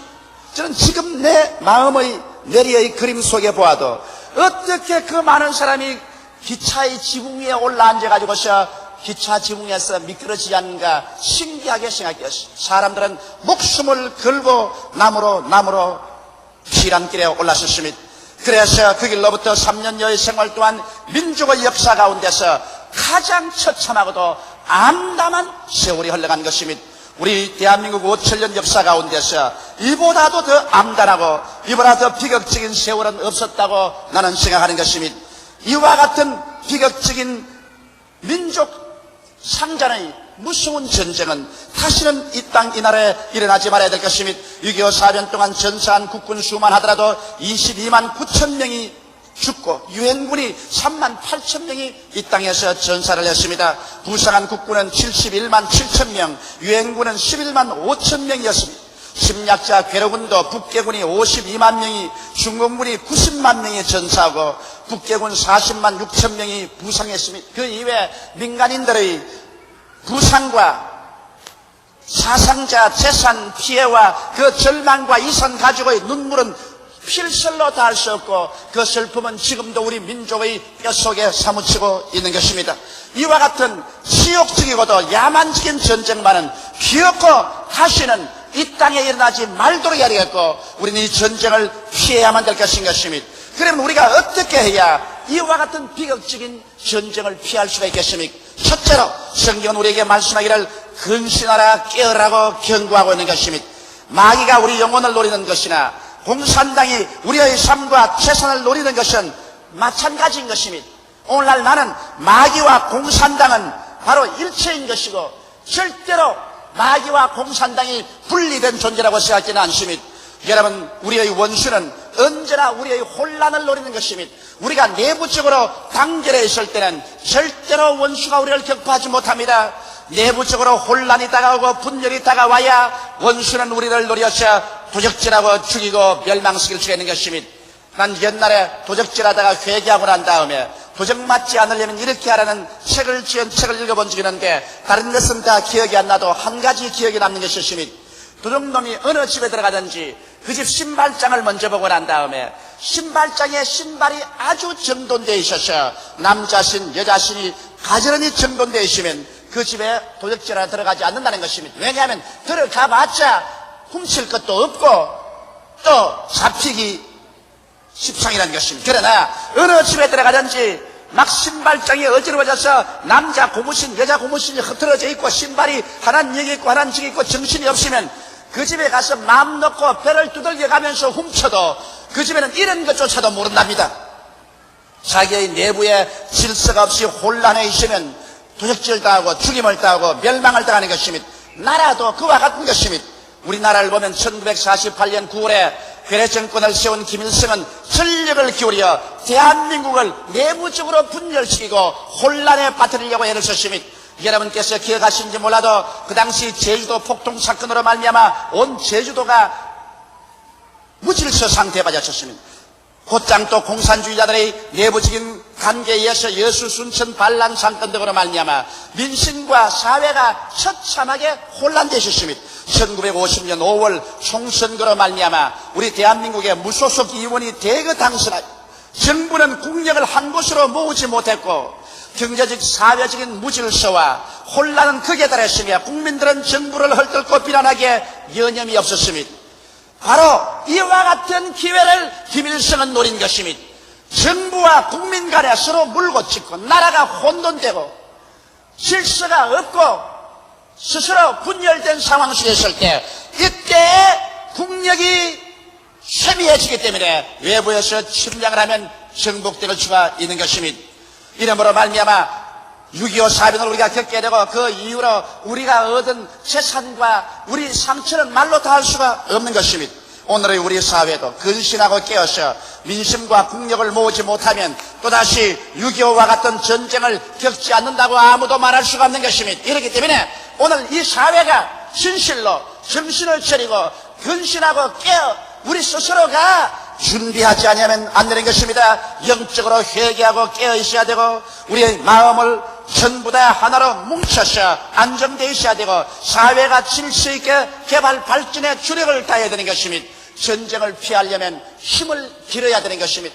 평화를 얻으려면 힘을 기울여야 되는 것입니다. 힘없이 평화라는 것은 있을 수가 없는 것입니다. 여러분, 오늘날 우리 신앙생활도 그와 꼭 마찬가지인 것입니다. 우리의 영혼의 즉 마귀는 쉬지 않고 여러분과 나를 도적질하고 죽이고 멸망시키려고 노리는 것입니다. 마귀는 먼저 여러분과 나의 생각을 부패하게 합니다. 사람의 마음이 부패해지면 그 다음에 그의 행동이 부패해지고 마는 것입니다. 그가 아무리 교회를 열심히 출석하고 열심히 예수를 믿는다고 하더라도 일단 마음에 마귀의 생각이 들어와서 부패해지면 그의 생활 전체는 부패해지고 파괴되고 마는 것입니다. 이렇기 때문에 우리 스스로가 한 사람 한 사람 예수 그리스도의 십자가 밑에서 매일같이 근신하고 깨어있지 않으면 안 됩니다. 우리의 죄를 항상 매일매일 자복하고 여러분과 나의 생각을 성경 중심, 예수님 중심, 십자가 중심으로 끌어오지 않으면 우리는 곧장 부패해질 수 있는 것입니다. 정식적이고 의식적인 종교가 여러분과 나를 지켜줄 수 없는 것입니다. 여러분 지킬 만한 것보다 내 마음을 지켜라. 생명의 그러니 이에서 남이라고 성경은 말하고 있는 것입니다. 여러분과 나의 생각을 올바르게 지켜놓지 아니하면 마귀는 언제나 여러분과 나의 생각을 지배해서 우리를 도적질하고 죽이고 멸망시켜버리고 마는 것입니다. 이렇기 때문에 몸은 교회에 와 있어도 마음은 완전히 마귀에게 지배되어서 살 수가 있는 것입니다. 이렇기 때문에 우리는 십자가 밑에 나와서 우리의 잘못된 생각을 회개하고 자복해야 되는 것입니다. 주여 주여 이름만 부를 것이 아니라 우리의 윤리적이고도 도덕적으로 잘못된 행위를 하나 없이 우리의 마음의 생각에서 다 씻어내버려야 되는 것입니다. 그래서 우리 마음에 우리 주 예수 그리스도의 말씀과 진리가 점령하도록 계셔야 되는 것입니다. 그뿐만은 아닙니다. 우리는 기도로서 깨어있어야만 되는 것입니다. 오늘날 사람들이 하나님 말씀을 듣고 성경도 읽지만은 이것이 마음속에 그리스도 예수로 말미암아 의와 평강과 희락과 성결케 하는 성결의 역사로 일하지 못하는 것은 기도하지 않기 때문인 것입니다. 우리가 주님 앞에서 적어도 하루에 1시간 이상 2시간 3시간씩만 기도한다면 그 기도를 통해서 하나님 성령이 우리와 교제하게 될 수 있을 것이요, 성령께서 우리의 잘못을 비춰주므로 회개시킬 수 있게 될 것이요, 기도를 통하여 성령님의 가르침과 인도를 받을 수 있을 것이요, 기도를 통하여 마귀의 일을 멸할 수 있을 것이요, 기도를 통하여 하나님께서 친히 우리와 같이 하셔서 우리를 인도하고 지도할 수 있게 되실 것입니다. 이러므로 우리가 기도하기를 힘써야 되는 것입니다. 제가 화란 암스테르담에서 작년에 빌리그람 박사가 지도하는 세계 전도자 대회 참석했을 때 빌리그람 박사가 전도자들이 해야 될 가장 중대한 일을 3가지 말하는데, 첫째도 기도요, 둘째도 기도요, 셋째도 기도란 말을 제가 들었었습니다. 이러므로 오늘날 여러분 우리는 기도하기를 힘써야 되겠습니다. 한국 교회가 양적으로만 폭발하고 질적으로 내적으로 기도하기를 게을리하고 말씀 읽기를 게을리하고 사랑하기를 게을리하기 때문에 오늘날 여러 가지 불상사가 우리 가운데 생기는 이유가 거기에 있는 것입니다. 근신하라 깨어라, 너희 대적마귀가 우는 사자같이 두루다니며 삼킬 자를 찾나니 너희는 믿음을 굳게 하여 저를 대적하라고 성경은 말하고 있는 것입니다. 마귀는 우리의 약점만 있으면 그 약점과 혼돈을 통해서 우리에게 들어와서 우리를 물고 찢어버리는 것입니다. 이러므로 공산당이 하는 일과 마귀가 하는 일은 똑같습니다. 공산당은 우리의 나라와 민족을 도적질하고 죽이고 멸망시키려는 것이고, 마귀는 우리의 영혼을 도적질하고 죽이고 멸망시키려는 것입니다. 이러므로 우리는 영적으로도 근신하고 깨어있어야 되고, 우리는 육신적 사회적 생활 속에서도 근신하고 깨어있어야만 되는 것입니다. 둘째로 여러분, 마귀와 공산당은 변치 않는다는 사실을 우리는 끊임없이 알아야만 하는 것입니다. 마귀는 여러분 절대로 변하지 않습니다. 마귀하고 아무리 타협해봤자 소용이 없습니다. 이와 같이 공산주의자와 아무리 정치적인 타협을 해봤자 소용이 없는 것입니다. 왜냐하면 공산주의자는 무신론적인 유물주의 사상 속에 깊이 뿌리박고 있는 것입니다.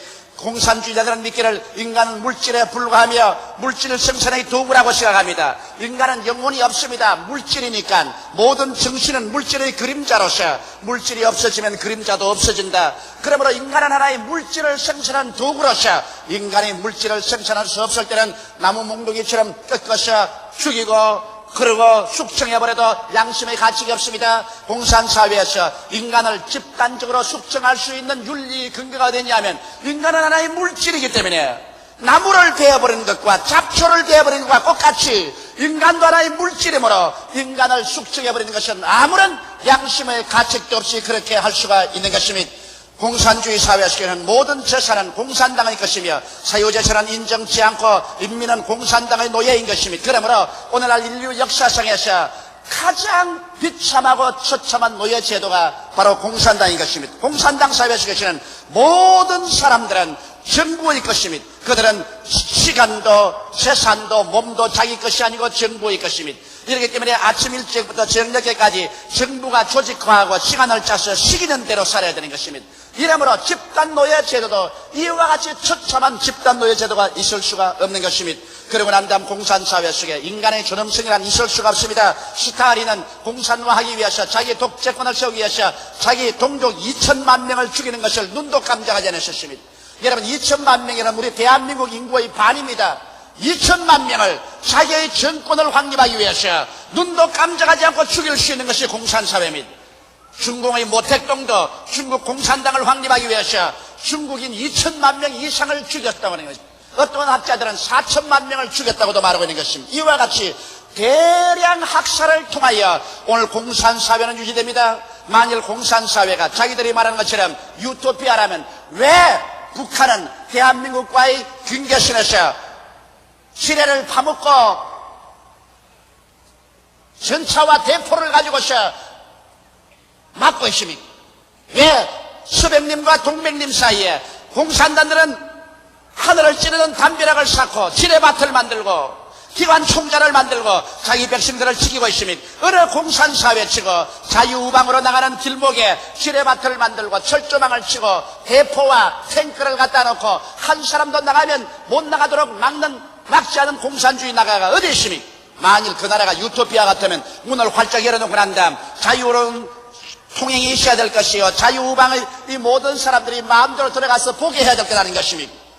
오늘날 여러분 현실적인 역사가 현실적인 우리의 생활이 증명하고 있듯이 공산사회의 생기역 속에서 그 속에 있는 사람들이 어쩐지 자유로 탈출하려고 하기 때문에 자기의 민족들을 탈출하지 못하기 위해서 오직 철조망과 비밀경찰과 대포와 총칼과 탱크로서 국민을 억압하고 지키고 있는 것이 공산체제인 것입니다. 이렇기 때문에 공산당과 마귀는 한결같이 우리를 도적질하고 죽이고 멸망시키는 체제라는 것을 잊어서는 안 되는 것입니다.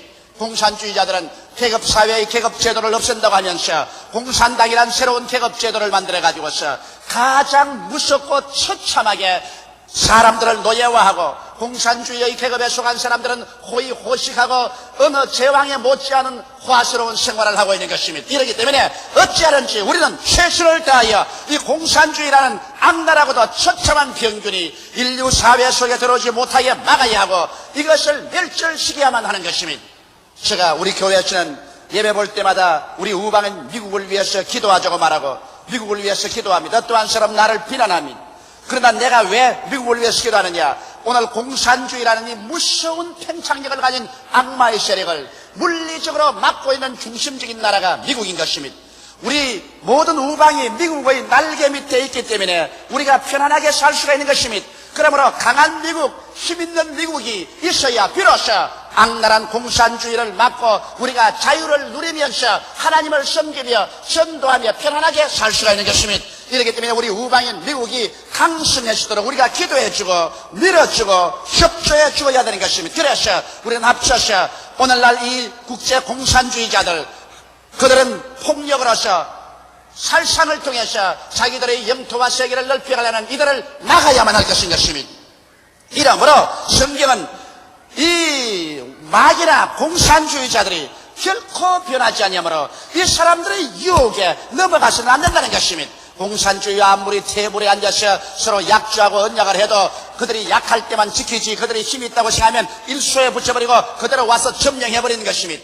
마귀가 여러분 기도를 할 때 약해지면 온갖 아양을 다 뜹니다. 나는 귀신을 많이 쫓아내봤기 때문에 귀신이 쫓겨나기 전에 약해지면 온갖 아양을 다 떨고서 손을 삭삭 비비고 생글생글 웃고 합니다.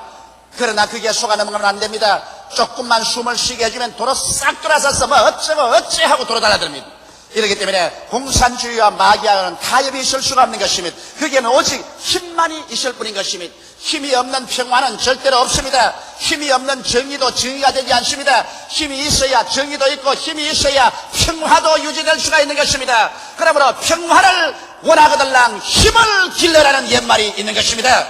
우리 대한민국이 공산주의 침략을 막고 평화를 누리고 살려면 우리 대한민국 자체가 정치, 경제, 교육, 문화, 군사, 산업에 힘을 얻어가지고서 막강의 힘으로 공산주의를 능가해버려야 비로소 우리나라에 평화가 있지. 힘없이 우리가 공산주의와의 테이블에 앉아서 협상을 한다고 해서 협상이 우리에게 절대로 평화를 갖다 주지 않는다는 것을 우리는 뼈저리게 알아야만 될 것입니다. 사람들은 말하기를 오늘날 20세기 문명이 발달되어서 마귀도 문명한 마귀가 되었다는 말이 있는 것입니다.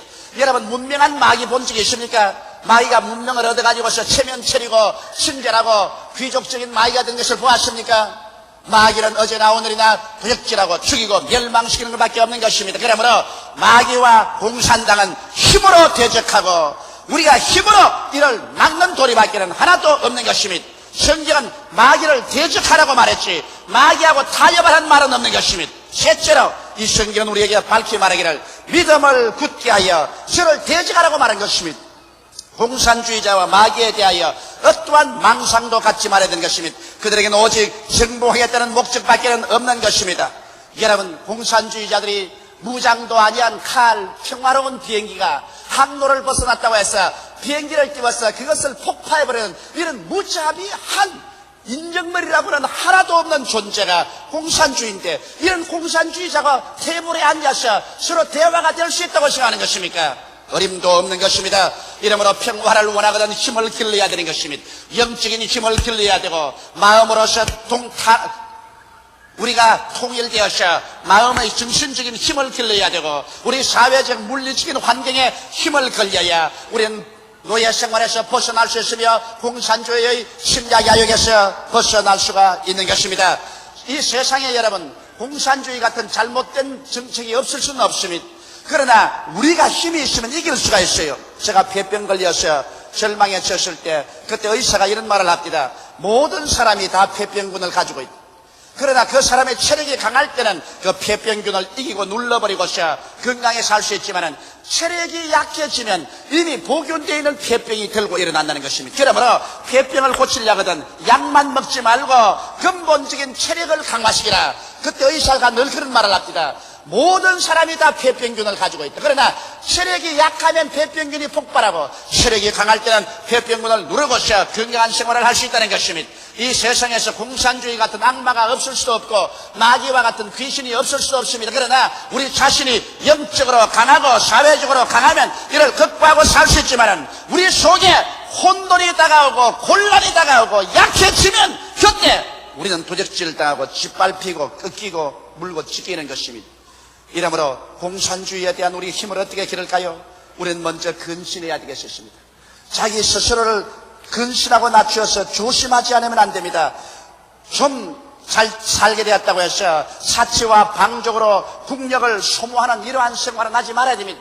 신문의 요사에 계속 나지만은 우리 한국의 고급 사우나탕이니 무슨 숙탕이니 무슨 여관이니 호텔이니 해서 굉장하게 국력을 소모한다는 것이 신문에 계속 났습니다. 물론 그것은 우리 국민의 극히 소수의 일부분에 불과하지만 이러한 것이 국민 전체의 위화감을 가져오고 그리고 못 사는 사람 그리고 생활에 여유가 없는 사람이 마음에 낙심하게 되는 것입니다. 이렇기 때문에 우리는 근신해서 좀 잘 살게 되더라도 이것을 사치와 방종으로 흘러들어가서 국력을 소모하는 이런 일을 절대로 하지 말아야 되는 것입니다.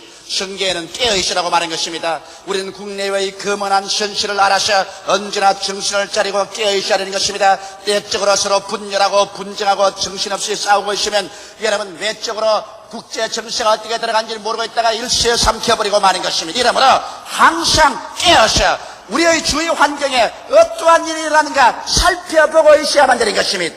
그뿐 아니라 성경에는 말하기를 힘을 기르라고 말하고 있는 것입니다. 학생은 공부하고 교수와 과학자는 연구하고 사학가는 산업으로 교회는 회개하고 진실로 세계에서 빛과 소금의 역할을 다하고 윤리적 도덕적으로 세계를 정화하는 이러한 일을 해서 전 국민이 연합하여 힘을 길러 나갈 때 전 국가가 다 합쳐서 영혼이 잘됨같이 범사에 잘되며 강건하고 마음이 단합되어 있을 때 어떠한 공산주의나 어떠한 외적도 감히 넘나볼 수 없는 자리에 들어서게 될 것입니다.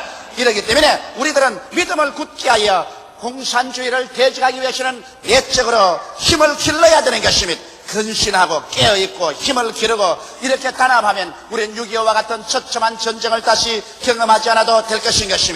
우리 예수 믿는 신자들도 우리 내적으로 마귀와의 싸움에서 이기려면 언제나 마귀를 대적해야 하는데 말씀으로 대적해야 되는 것입니다. 하나님 말씀 없이 마귀와 대적해서 소용이 있나요? 성경 말씀은 하나님의 지혜요, 하나님의 지식이요, 하나님의 판단력이 및 우리가 만일 성경을 열심히 공부하고 성경을 알아서 성경대로 살면은 절대로 마귀의 유혹에 빠질 수도 없고 마귀의 올무에 빠질 수도 없는 것입니다. 이러므로 말씀을 우리가 더욱 읽고 듣고 깨달아서 말씀으로 무장해야 마귀를 이길 수 있습니다. 그 다음 기도해야 마귀를 이깁니다. 기도해서 성령과의 교통을 통하여 우리가 영역으로 충만할 때 마귀를 이길 수가 있습니다. 또 성령이 충만해야 마귀를 이겨요. 성령은 우리 연약함을 도우시기 위해서 와 계신 제3위 하나님인 것입니다. 이러므로 내가 너희를 고아와 같이 버려두지 않고 너희에게 오리라고 성경에 말하셨으며 성령께서 너희와 함께 거하시며 너희 안에 계시겠다고 하셨으며 성령도 우리 연약함을 도우신다고 말씀하고 있는 것입니다.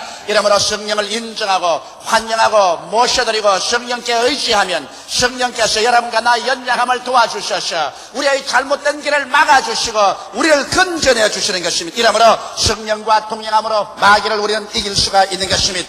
또한 주님 중심의 생활을 통하여 믿음의 힘을 길어야만 합니다. 우리 육신 중심으로 살아는 안 돼요. 어떠한 내 개인의 유혹이 있더라도 육신의 정욕과 안목의 정욕과 인간 세상 자랑을 따라 살지 말고 인간의 탐욕을 중심으로 생각하나 살아가지 말고 우리 하나님 영광을 위해서 주님 중심으로 생각하고 주님 중심으로 말하고 행동한다면 절대로 우리가 마귀의 올무에 빠지지 않게 될 것입니다. 이래서 한 국가나 한 개인도 공산주의나 마귀에서 우리가 빠져서 도적질을 당하고 죽임을 당하고 멸망을 당하는 처참한 자리에 들어가지 말아야 될 것입니다. 나는 가끔 가다가 늘 월남 폐망에서 한 역사적 교훈을 생각하고 마음에 뼈저리게 느낍니다. 여러분 월남이 폐망할 장면이 어떻게 했었습니까?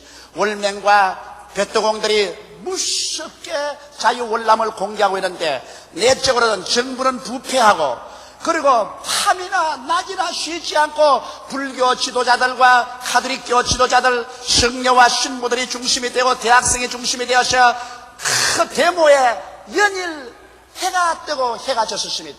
그래서 자유월남에는 이 불교나 카톨릭교나 이 학생들의 데모로 말미암아 하루도 피할 날이 없고 그래서 내분 혼돈이 가득 찼습니다.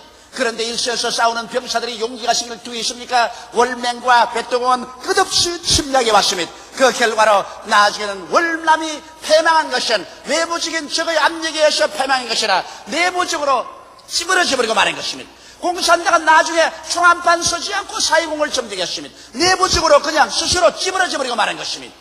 이것을 우리가 생각하고 우리는 교훈을 배워야 되는 것입니다. 우리가 내적으로 분열하고 내적으로 찌부러지지 않은 이상 절대로 외적이 우리를 점령할 수 없다는 사실을 알아야만 할 것입니다. 이래서 우리는 진실로 개인적인 영적인 생활에도 경성하고 깨어있어야 하려고 한 민족과 국가로도 경성하고 깨어서 우리가 공산주의 침략도 막고 개인적으로 마귀의 침략도 막고 그리스도 안에서 얻은 이 신앙을 성실하게 지켜서 주님 오신 날 한 사람도 빠짐없이 영광스러운 그리스도의 구원에 들어가게 되시기를 주님의 이름으로 축원합니다. 다 같이 고개숙여 기도드리겠습니다. 살아계시고 거룩하신 아버지 하나님, 우리는 외적으로는 공산주의자들의 침략 위협 속에 놓여 있고 내적으로는 마귀의 덕질하고 죽이고 멸망시키는 위협 속에 놓여 있습니다. 하나님 아버지 시점에서 우리는 한 국민으로서 또 한 성도로서 영육간에 경성하고 깨어있게 도와주시옵소서. 경성하고 깨어있어 힘을 길러 마귀를 대적하고 공산주의를 대적하고 자유를 수호하며 국권을 지키며 신앙을 유지하는 우리들이 되게 도와주시옵기. 살아계신 우리 아버지여 간절히 기도하고 오라옵나이다. 우리 아버지 하나님 있으니 우리가 이번 기회에 우리 한국 교회가 침울하고 우울증에 빠졌으나 이것이 오히려 회개하는 좋은 기회가 되게 도와주시옵시고 우리가 변화를 받아서 오히려 더욱 경성하고 깨어서 기도하며 내적으로 성장하고 열매 맺는 우리들이 다 되게 도와주시옵소서. 하나님 아버지 한국 교회의 상처를 씻어주시옵시고 하나님이 첨해 주시옵소서. 그래서 다시 한번 조국과 민족 앞에서 그리스도 영광을 회복하는 우리들이 되게 도와주시옵시고 조국과 민족을 위해서 일하는 우리들이 되게 도와주시옵시고 하나님의 영광을 드러내는 우리들이 되게 도와주시옵소서. 아버지, 사람이 온 천하를 짜었거든 자기 목숨 하나 잃으면 무엇이 유익하겠느냐? 사람이 자기 목숨과 무엇과 바꾸겠냐고 말씀하고 있사옵니다. 내 아버지 하나님이시여, 우리가 살면 70이요 강건하면 80이 지나면 모두 다 이 육신의 장막집 벗어버리고 영원한 천국 아니면 불길이 넘실거리는 지옥으로 떨어져야만 합니다. 내 아버지 하나님이시여, 우리가 육신의 장막집 언제 벗어버릴지 모르는 이 시점에 우리는 깨어서 예수를 믿고 죄사함을 받고 하나님 백성이 되고 구원을 받아서 천국으로 가는 우리들이 되게 도와주시옵시고, 지옥의 비참한 희생물이 되지 않게 도와주시옵소서. 예수님 이름 받들어 기도하옵나이다. 아멘.